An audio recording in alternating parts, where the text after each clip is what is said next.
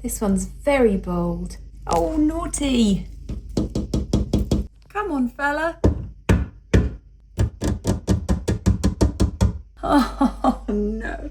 I'm starting my bathroom. I sat on this bathroom for so long, like 2 years, and then suddenly it all fell into place. I think I was in bed, just about to fall asleep, and it happened then. So of course I couldn't fall asleep because I was really excited about it. It's time to add some colour to the house, and I'm doing it in the form of Primroses. She's got an air tag on, and then sometimes when it goes off, she sort of looks around as if, where's that coming from? It's coming from her. Give it a little clean before it goes into position. I'm sat here in the sun and it's perfect. Oh my goodness. I think we just have weeks like that, you know. So to sit here just for a moment in the sun, it's a nice thing.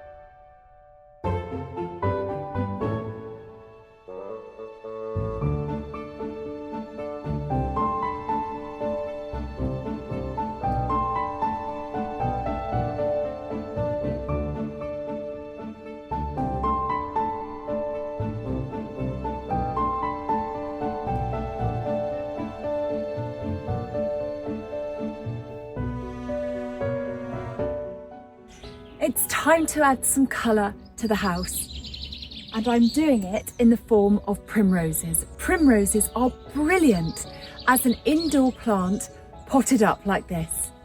I bought these or in pots at the garden centre yesterday. I added some potting compost to this pot here, which is actually a William Morris, with some drainage, and then I'm just going to pop that in there. I'll make it look a bit neater. It's a bit lopsided at the moment. I will keep this inside, out of direct sunlight, and I won't let it dry out, but I won't let it get too soggy. I'll show you what they look like. I've got a terracotta pot here. I'm just going to pop that in there like that. And I quite like it when it sits in the pot so that the leaves just sort of cascade over the side. And then I'll just fill in around the leaves with some good potting compost. It's so nice to be out here, but it is absolutely bitter. There we are. Make sure it's nice and snug in the pot. The leaves are quite delicate and they snap off quite easily. There we are. That's nice and snug in there. And I'll clean it up a bit before I bring it inside. I've got another one here, my third primrose. I've got a red one, a fiery red one here.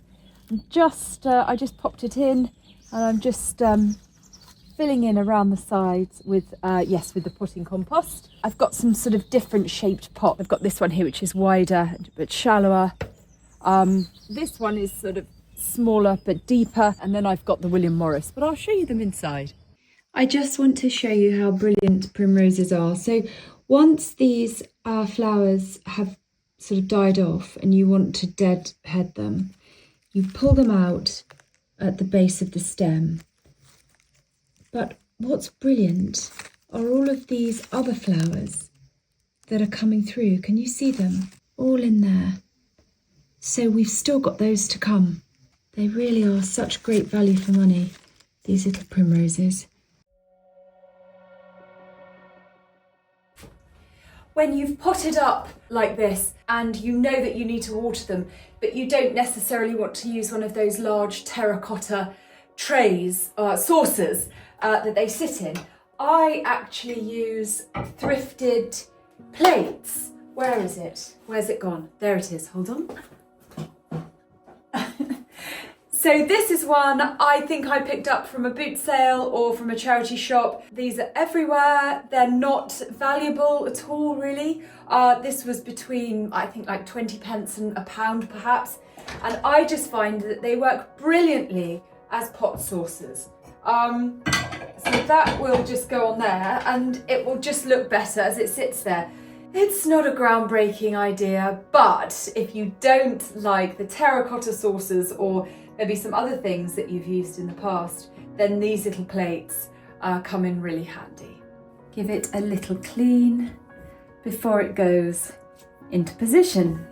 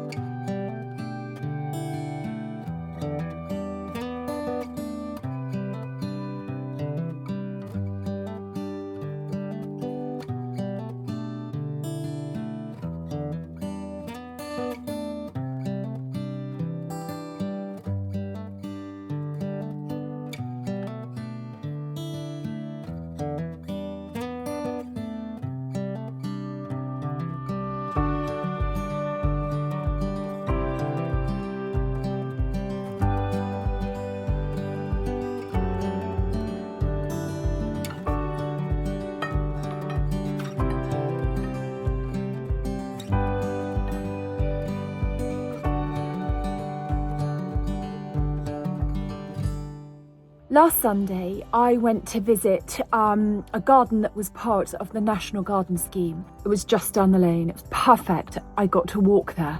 It was a bright, sunny, freezing cold Sunday in February, and it was perfect to see this garden. It was completely bare, obviously, because of the time of year, and there were absolutely no flowers apart from some hellebores and some snowdrops. But why is it when I'm planning a garden, am I going to see gardens that are essentially empty? Well, if you are planning a garden, this is the perfect time to go and visit these gardens because you get to see them before everything has started growing. You get to see the arches and the trellises before they're drenched in flowers. You get to see the flower beds, the spacing, what things look like before they start to grow, how you want your beds to be laid out before it all goes bonkers. You get to see the lawns, you get to see the veg beds. You get to see the greenhouses before they're really, really full. You get to see the structure of these gardens before they come to life. And if you are planning your own garden, this is invaluable information. So come with me and visit an English country garden in February as I start to hatch a plan for my own cottage garden this summer. If you're in the UK, pick up one of those yellow leaflets at a garden centre. It shows you all of the gardens that are open and are partaking in the National Garden Scheme. Brilliant, absolutely brilliant for ideas, for inspiration, or just to have a nosy.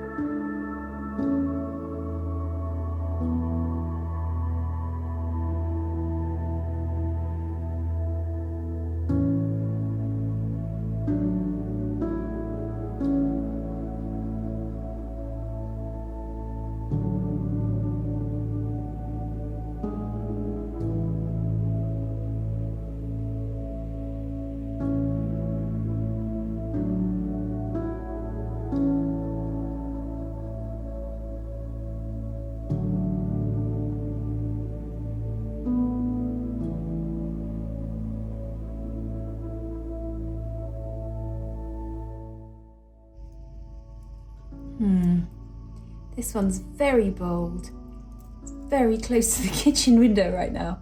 Literally, I'm at the sink. Oh, naughty. Naughty. Oh no, come on, say I've planted stuff there. Come on. Oh no, my toast is burning. Oh, it's all going on. Come on, fella.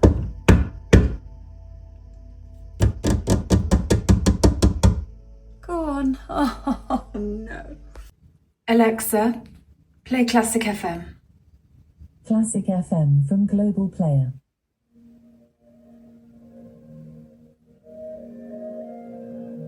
It's really early Wednesday morning and I'm literally just driving to a yoga class, but I wanted you to hear the birds.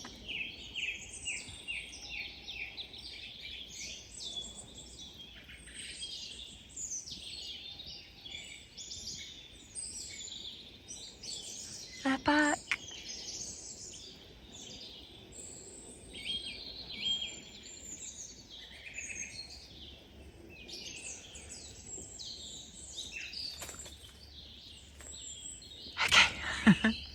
I gotta go. I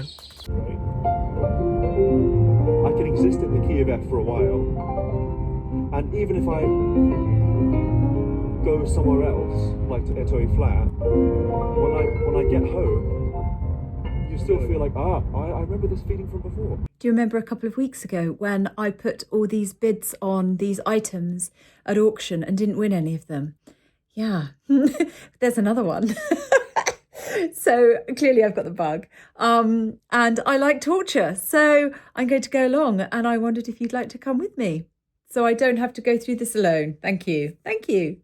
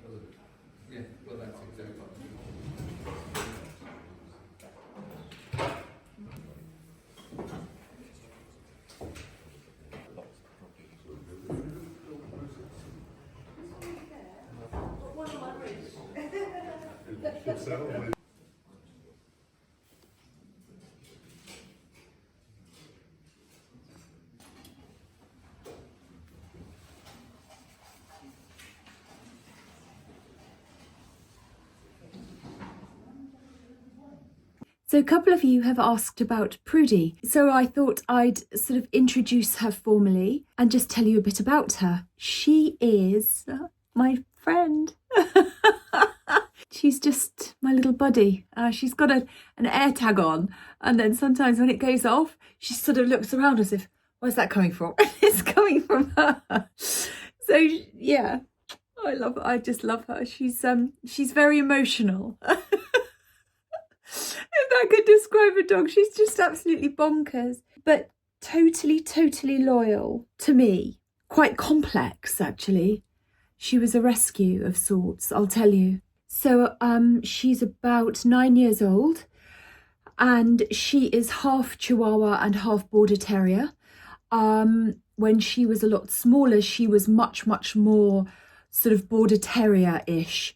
Her ears were sort of flat down, and then as she got older they started to stick up a bit. Well, they started to stick up in a much more of a sort of Chihuahua way, apart from this one here which got stuck halfway, so that one just has a little flap at the top. When I went to collect the dog, I was going to get another one, and when I arrived there was a little tiny brown dot sitting at the edge of the pen, just looking so sorry for herself. That was obviously Prudy. And I asked what had happened there, and the lady said, oh, she was bought and then returned a few days later, and she's been like that ever since. Oh, which just, it angered me and broke my heart in equal measure. So I said, right, I'll take this little one. She doesn't like men at all. She doesn't like men encroaching on her space, coming to the house, walking towards her, existing. So obviously something has happened or happened to her. So if I'm introducing her to men, I have to do it in a certain way, quite slowly, quite deliberately, and almost on her terms. And then, and all, this whole process only takes sort of like half an hour, but then she is their friend for life. So she is half terrier. She's incredibly fast when she goes after something. I don't walk her off the lead ever. She is always on the lead, and it's one of the retractable ones, and I'm very much sort of in control of that lead. I've taken her to training classes. She's incredibly clever, and to this day picks things up. When she goes out in the morning and then comes back in, she gets a tiny little bit of cheese. I would kneel down and I would put 2 tiny little bits of cheese. I know. I'd put 2 tiny bits of cheese on my knees, and she wasn't allowed to take them. And I have sat there for, a good while, not hours, but a good while and she just stares at me. And then I say, good girl. And then she takes little bits of cheese off. And I taught her that, that sort of level of sort of patience really recently. She's very, very good. She's very clever. She's very quick. She's very fast. But when she feels threatened, I have to keep a close eye on her. I have to sort of get her in and manage the process. She suffers from separation anxiety.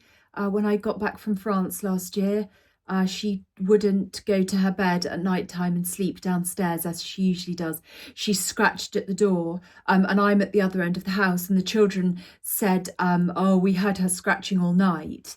So I actually brought her up to my room, not on the bed, but I put her bed by my bed. For a couple of weeks, that was, until she was absolutely fine being downstairs again. So I think it was just a sense of, don't go away. I have to go on holiday. I have to have a break. So that was that. But I don't know. She's just my little buddy, and she follows me around, and she's great fun.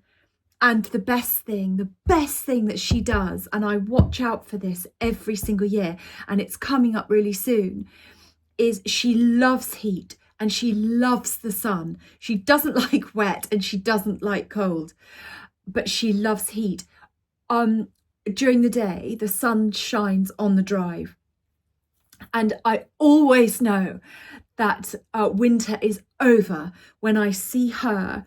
We call it plopped on the drive.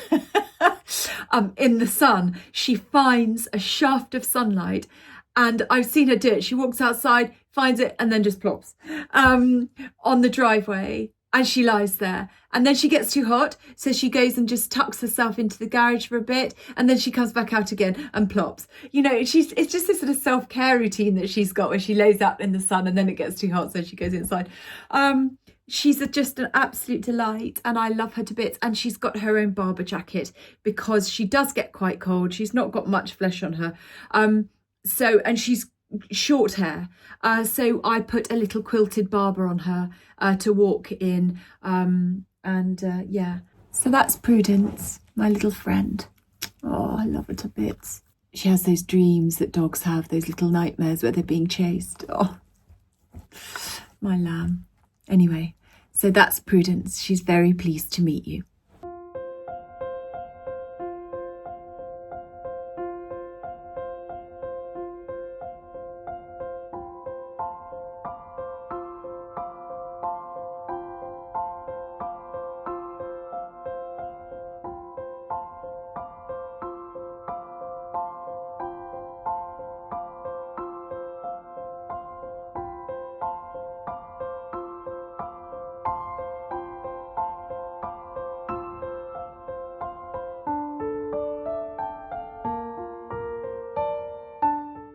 I'm sat here in the sun and it's perfect. Oh my goodness. I haven't felt myself this week at all in any way. I've had to sort of not dig deep, but take my own advice. I think we just have weeks like that, you know.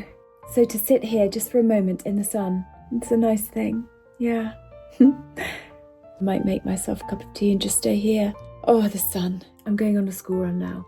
Have a lovely rest of the week and I'll see you again on Sunday. I'm starting, apart from the garden, I'm starting my bathroom.